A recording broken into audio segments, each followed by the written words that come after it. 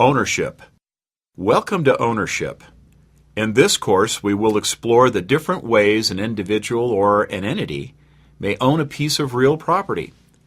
We will also discuss forms of ownership specific to different types of properties. Course outline, Chapter 1, Severalty Ownership, Concurrent Ownership. Chapter 2, Condominiums, Cooperatives, Townhouse, Timeshare, Planned Unit Development. Course objectives. By the end of the course, you should be able to do the following. Explain the difference between ownership and severalty and concurrent ownership. Distinguish between common concurrent tenancies. Describe the different types of ownership which are property specific. Ownership and severalty. Ownership and severalty is fairly straightforward. When an individual owns a property by themselves without any other owners, they are said to own in severalty. Think of the owner being severed from all other owners. A natural person or an individual may own property. An artificial or legal person, such as an entity, can also own property. Some states have ownership restrictions, but generally any form of entity may take title as a sole owner or owner in severalty.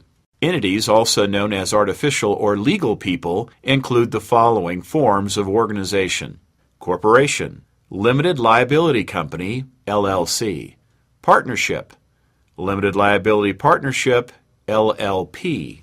Owners in severalty have complete rights of ownership and have sole discretion to transfer, sell, mortgage, lease, or otherwise dispose of the property. Since an owner in severalty is the only owner, they may decide to transfer property without anyone else's consent. A corporation may have multiple stockholders.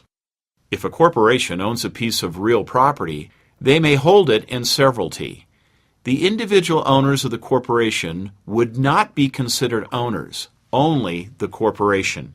If the management and/or ownership of a corporation or other entity decides to purchase or sell real property, they will follow policy dictated by the formal policies of the organization. For example, a corporation is governed by a board of directors. The corporation policy may require the board's approval before purchasing or disposing of real property. The policy may also allow the president of the company to make such decisions. A natural person, actual human being, who has authority to act on behalf of an entity must sign all the documents necessary to effectuate the transaction. Documentation stating the individual has authority to act on behalf of an entity will usually be required. If the entity is a corporation, a resolution by the board of directors which authorizes a certain individual or individuals to act on the company's behalf may be necessary before the transaction is consummated. Limited liability companies are typically governed by the members and managers according to the terms of the Articles of Organization or Operating Agreement. Partnerships are managed by partners according to the terms of the partnership agreement. Corporations are managed by the board of directors as specified in the Articles of Incorporation. States differ on spousal ownership rights in real property. For example, in a community property state, any property acquired during the marriage is considered to be owned jointly by both spouses. In a community property state, a married individual would not be able to purchase a property and own it in severalty. Some states may also have dower or curtesy laws, as we discuss in another course. These laws grant a spouse an interest in the real property upon the death of the other spouse, regardless of the will of the dead spouse.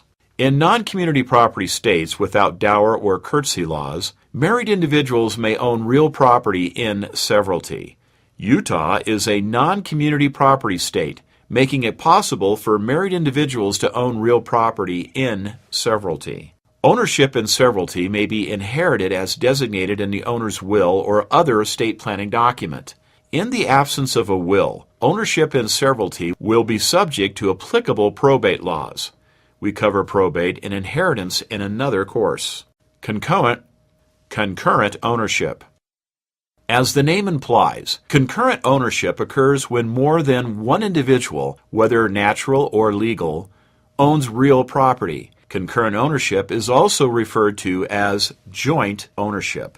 We will cover three types of concurrent ownership: tenancy in common, joint tenancy, tenancy by the entirety. In common law jurisdictions, community property is also a type of ownership. Because Utah is not a community property state, we will not address the topic.